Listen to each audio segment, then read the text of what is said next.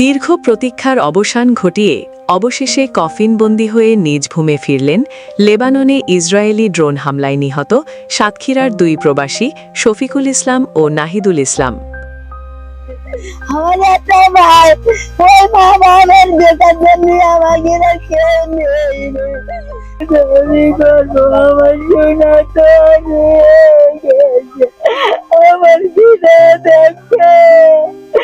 রবিবার ৭ জুন সকালে তাদের মরদেহ গ্রামের বাড়িতে পৌঁছালে শোকের ছায়া নেমে আসে পুরো এলাকায়।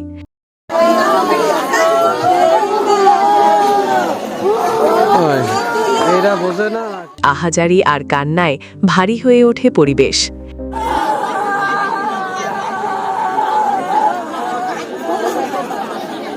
শনিবার গভীর রাতে ঢাকার হযরত শাহজালাল আন্তর্জাতিক বিমানবন্দরে পৌঁছায় দুই প্রবাসীর মরদেহ। পরে সরকারের পক্ষ থেকে স্বজনদের কাছে মরদেহ হস্তান্তর করা হয়। ইনচার্জ প্রবাসী কল্যাণ সেন্টার খুলনা এবং ওয়েজনক্স কল্যাণ বোর্ডের একজন কর্মকর্তা। আপনারা জেনে থাকবেন যে মৃত শফিকুল ইসলাম ওয়েজনক্স কল্যাণ বোর্ডের তত্ত্বাবধানে এবং প্রবাসী কল্যাণ মন্ত্রণালয়ের তত্ত্বাবধানে ওনার লাশ দেশে এসেছে। আমরা তাদেরকে পূর্ণাঙ্গ সহযোগিতা করেছি। গত ১১ মে দক্ষিণ লেবাননের নাবাতিয়ে অঞ্চলের জিবদিন এলাকায় ইসরায়েলি ড্রোন হামলায় নিহত হন সাতক্ষীরা সদর উপজেলার ভালুকা চাঁদপুর গ্রামের শফিকুল ইসলাম এবং আশাশুনি উপজেলার কাদাকাটি গ্রামের নাহিদুল ইসলাম। আমি মোহাম্মদ ফারুক হোসেন মিঠু, এই ওয়ার্ডের ইউপি সদস্য।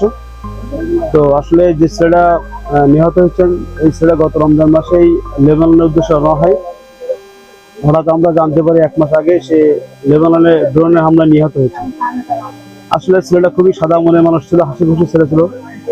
হঠাৎ করে শুনে আমরা গ্রামবাসী এলাকাবাসী খুবই হতাশাগ্রস্ত হয়ে পড়লাম যে ছেলেটা গেল, এই মুহূর্তে মারা গেল।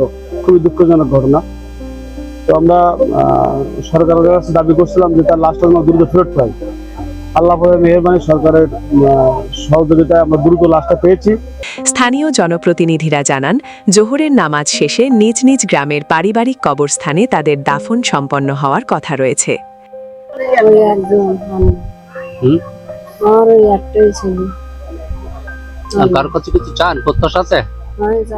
প্রবাসী কল্যাণ ও বৈদেশিক কর্মসংস্থান মন্ত্রণালয় জানিয়েছে, মরদেহ দেশে পৌঁছানোর পর দাফন কাফনের জন্য ৩৫,০০০ টাকার সহায়তা দেওয়া হয়েছে।